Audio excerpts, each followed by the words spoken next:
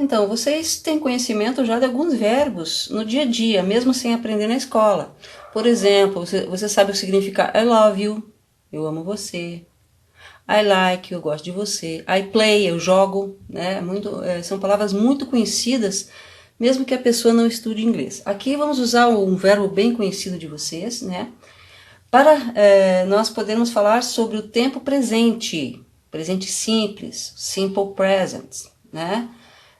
Isso aqui eu já dei em sala de aula para vocês, tá? Então nós vamos fazer aqui uma revisão, tá? Então olha aqui, ó. Primeira pessoa, I, eu, né? Então assim, eu coloquei em vermelho aqui o verbo no presente. A conjugação em inglês, ela é mais fácil do que português, tá? Porque tem poucas mudanças para cada pessoa. Em português, ele muda, né? Você fala eu jogo, você joga. Se fosse tu, era tu jogas. Né? Ele joga, nós jogamos, então em português muda, em inglês não muda, né? Muda pouca coisa. Então veja só, a primeira pessoa fica I play, eu jogo, então I play soccer, que é futebol. O soccer é o americano que usa essa palavra, né? O britânico já não tem esse costume. Então, segunda pessoa, you play soccer, você joga futebol, está no tempo presente, certo? A terceira, ele, também serve para o ela, no caso she aqui.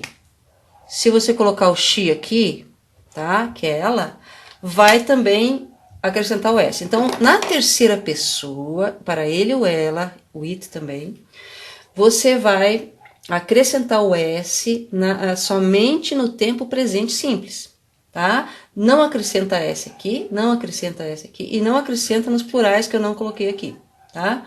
Então, he plays. Tem que acrescentar esse S, tá? Então, he plays soccer, ele joga futebol. Se fosse she plays, ela joga. Então, não esqueça, terceira pessoa, com ele ou ela, tempo presente, você acrescenta o S, ok? Vamos ver essa situação aqui, então. Então, aqui as duas frases, eu tirei o I aqui e deixei só a segunda e a terceira pessoa. You play soccer, você joga futebol, forma afirmativa do presente. He plays, com S, soccer, ele joga futebol, tá? Você pergunta por que acrescenta S? Não tem explicação por quê. Assim como em português você fala eu jogo e você joga, por que um é jogo e outro é joga? Não tem explicação, é o costume da língua, tá? Então, forma afirmativa. Agora, se eu quiser perguntar, forma interrogativa, como que eu pergunto se você joga futebol, né? Então, no inglês, lembra que eu expliquei na sala de aula, várias vezes eu falei, que 99% dos verbos em inglês você usa auxiliar para perguntar, tá? Quais que você não usa auxiliar? O verbo to be é um que não usa, os modal verbs, que a gente já viu alguns, né? Que você não usa. Como auxiliar, assim, como é que eu vou usar? Então, você vai usar o auxiliar do na frente do pronome, na frente do you, tá? Continua aqui o play do jeitinho que ele está, tá? E aqui o soccer, né? O resto da frase aqui que não importa agora. Podia ser voleibol, podia ser a game, podia ser qualquer coisa. Então aqui, tá perguntando, do you play soccer? Você joga futebol? Então você vai colocar esse do na frente. Só que esse do, ele não tem tradução, por isso que fala auxiliar, ele só auxilia, é um costume da língua. Nós, em português, não temos isso. A gente fala, você joga futebol, e na pergunta, você joga futebol? A gente muda a entonação na hora de falar, e na parte escrita você só acrescenta a interrogação, né? Então você tem que usar esse do para perguntar. Você não usa esse do com o verbo to be, está lembrado? Que no to be você fala, you are beautiful, você é bonito. E na hora de perguntar você só troca. Você fala, are you beautiful, né? Lembra? Aqui não. Para a maioria dos verbos, você vai usar auxiliar aqui. Porém, na terceira pessoa, tá? Só com a terceira, com ele e ela, você não usa do. Você vai usar does, tá?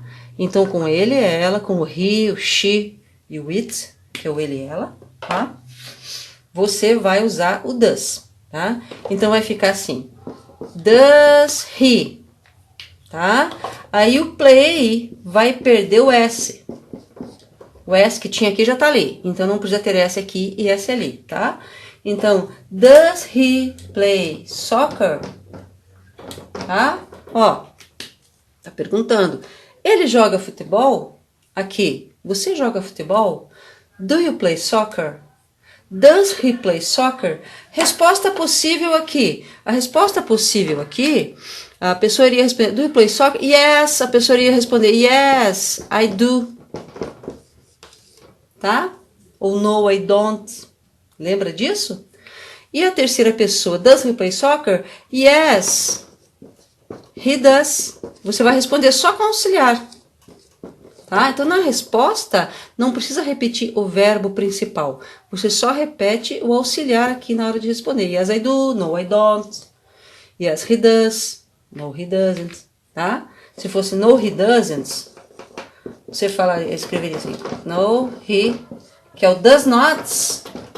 O does not fica doesn't. Lembra disso? Não sei se dá para enxergar direito aí. Tá? Olha lá, ó, como é que fica ali. Tá bom? Assim, desse jeito que fica. Então, aqui nós damos uma pincelada para começar a forma afirmativa, interrogativa do tempo presente simples, tá? Então, aqui ficou afirmativa, interrogativa, tá?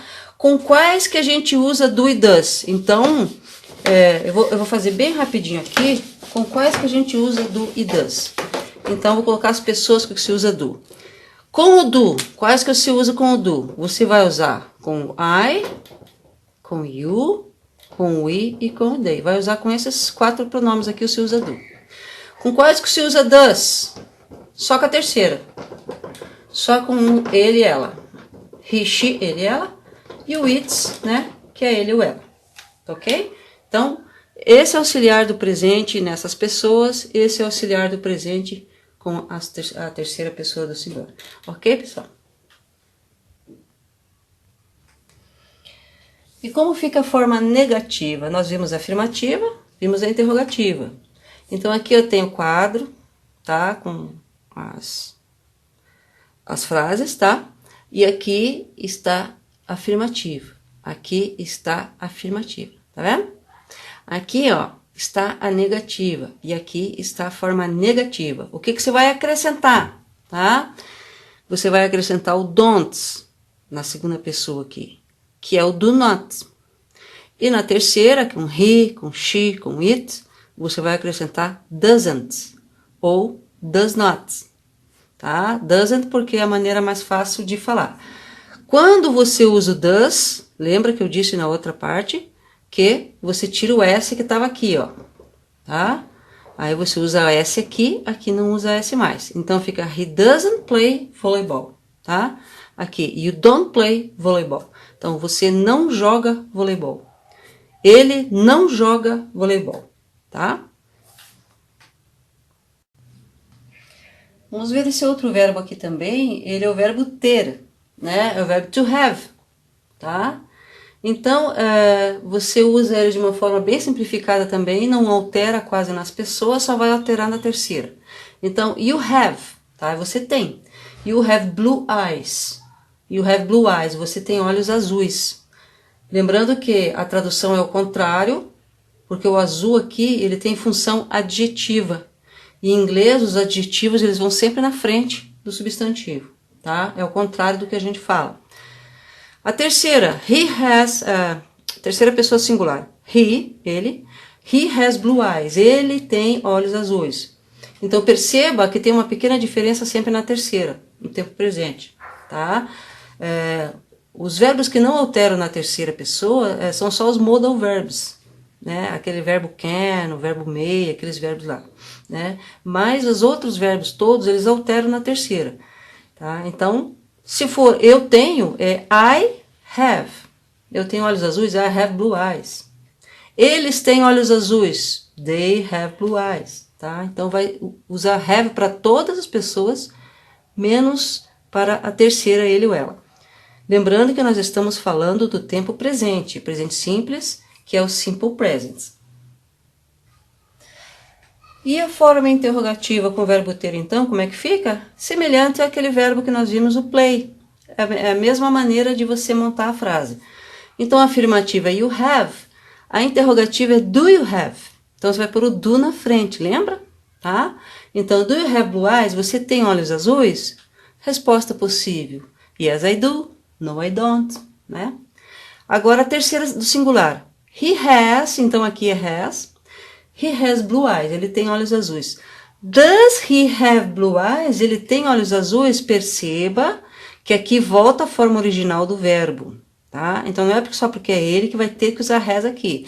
Lá já tem o S, então aqui não tem mais o S, tá? Usou auxiliar, o verbo volta à sua forma original, como ela é no infinitivo, ok? Então, does he have blue eyes? Ele tem olhos azuis? Resposta possível. Yes, he does. Ou no, he doesn't. Ok? E agora a comparação de um verbo qualquer com o verbo to be. Né? Então aqui uma frase. You have black hair. Você tem cabelo preto. A pergunta. Do you have black hair? Você tem cabelo preto? Resposta possível. Yes, I do. No, I don't. E o to be? Veja só o to be. You are blonde. Você é loiro ou loira, tá? Na hora de fazer a pergunta, perceba que você não vai usar o auxiliar como usa em outro verbo. Você vai jogar o verbo to be para frente. Are you blonde? Você é loiro? Resposta possível: Yes, I am. No, I'm not. Ou I am not. Ou I'm not. Tá? E se você mudar a pessoa, tá? Se você mudar a pessoa aqui, colocar he em vez de you, tá? Vamos fazer em vermelho aqui. É is, daí não é are, né? Lembra? Tá? He is blonde. Ele é loiro, tá? A pergunta: is he blonde? Então tá perguntando: is he blonde? Ele é loiro? Resposta possível agora muda, né? Aqui vai mudar. Yes, he is. No, he is not ou he isn't. Tá? Então aqui vai alterar. Se for primeira pessoa to be, I am blonde, eu sou loiro. Am I blonde? Eu sou loiro, né? Então, no to be não usa auxiliar. Então aqui é só uma comparação para vocês verem que os outros verbos usam auxiliar. Se você mudar a pessoa aqui, lembra? Se você mudar aqui, em vez de you, colocar ele, né? Colocar ele, aí fica has aqui, lembra disso? Fica has, tá? E o auxiliar não fica do, fica does he have, lembra? Então, ele tem cabelo preto, he has black hair. Does he have black hair? Ele tem cabelo preto? Yes, he does. No, he doesn't, tá? Então, comparando aqui, lembrando, não esquecendo que o to be você troca, né? Joga ele para frente. Os outros verbos não, você apenas usa o auxiliar, ok? E é isso aí por enquanto.